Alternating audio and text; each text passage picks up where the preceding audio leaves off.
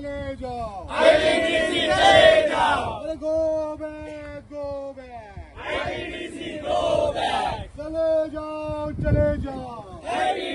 चले जाओ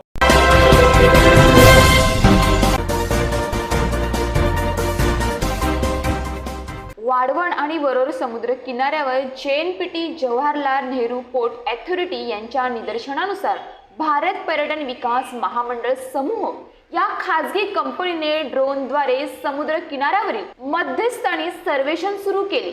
मात्र स्थानिक ग्रामस्थ आणि वाढवण बंदर विरोधी युवा संघर्ष समितीच्या कार्यकर्त्यांनी एकजुटीने या सर्वेक्षणाला तीव्र विरोध दर्शवला आणि ते यशस्वीपणे रोखले। या घटनेनं वाढवण बंदर प्रकल्पाविरोधातील स्थानिकांचा संघर्ष पुन्हा एकदा तीव्र झाल्याचे दिसून आले आहे। भारत पर्यटन विकास महामंडळ समूह कंपनीने सकाळी उंच भरतीच्या लाटांचा अभ्यास करण्यासाठी ड्रोनद्वारे सर्वेक्षण सुरू केले होते।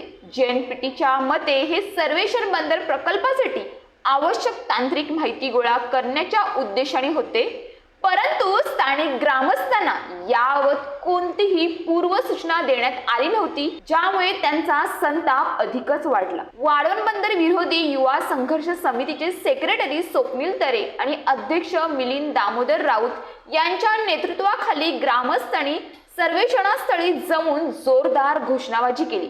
त्यांनी हा सर्वे बेकायदेशीर आणि लोकशाही विरोधी असल्याचा आरोप केला।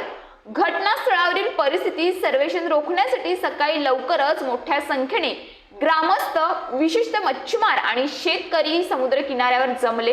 त्यांनी ड्रोन उडवणाऱ्या कंपनीच्या कर्मचाऱ्यांना घेराव घातला आणि सर्वेक्षण थांबवण्याची मागणी केली। यावेळी मोठ्या प्रमाणात पोलीस बंदोबस्त तैनात करण्यात आला होता, परंतु ग्रामस्थांच्या एकजुटीपुढे सर्वेक्षण थांबवावे लागले। पोलिसांनी परिस्थिती नियंत्रणात ठेवण्याचा प्रयत्न केला।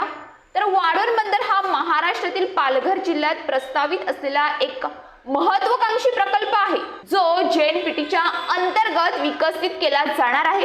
या बंदरामुळे देशातील बंदर सुविधा सक्षम होऊन आर्थिक विकासाला चालना मिळेल, असा सरकारचा दावा आहे। परंतु स्थानिकांचा असा आरोप आहे की हा प्रकल्प त्यांच्या जमिनी हिसकावून घेईल, मच्छीमार व्यवसाय उद्ध्वस्त करेल आणि पर्यावरणाचा ऱ्हास करेल। यापूर्वीही अनेकदा स्थानिकांनी या प्रकल्पाविरोधात आंदोलने केली होती। News police reporter Nadeem Shaikh, Vadhavan. भाऊ, काय सांगतील, आज वाढवण बंदरचा सर्वे सुरू होता, स्थानिकांनी रोखलेला आहे?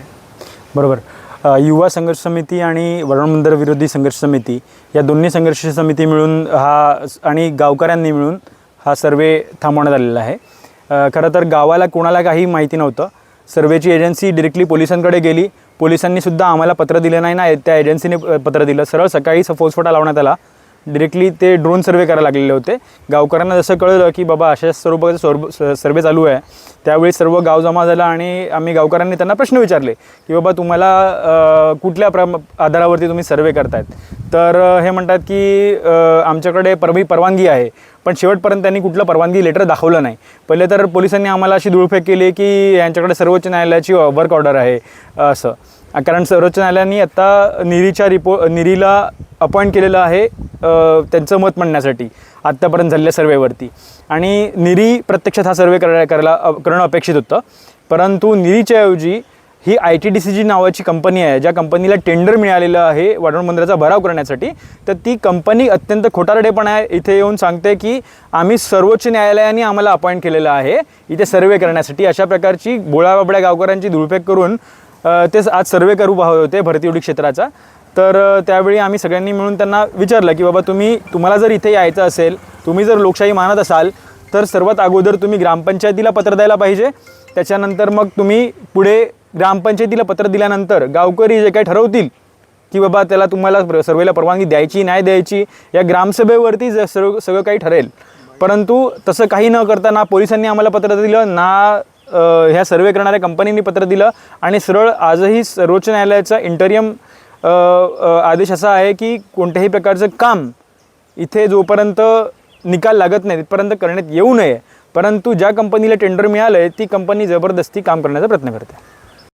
मी तो GR मागून घेतो, तो GR असं म्हणतो की JNPTला जर का आपल्या सर्व स्थानिकांना नुकसान भरपाई द्यायचं आणि त्याचं काम जर एखाद्या एजन्सीला दिलेलं आहे, तर ती एजन्सी इंडिपेंडंट नाहीये, ती जेएनपीटीशी संलग्न आहे आणि जेएनपीटी त्या एजन्सीला पैसे देणार आहे, त्याच्यामुळे ती प्रामाणिकपणे काम करणार नाही.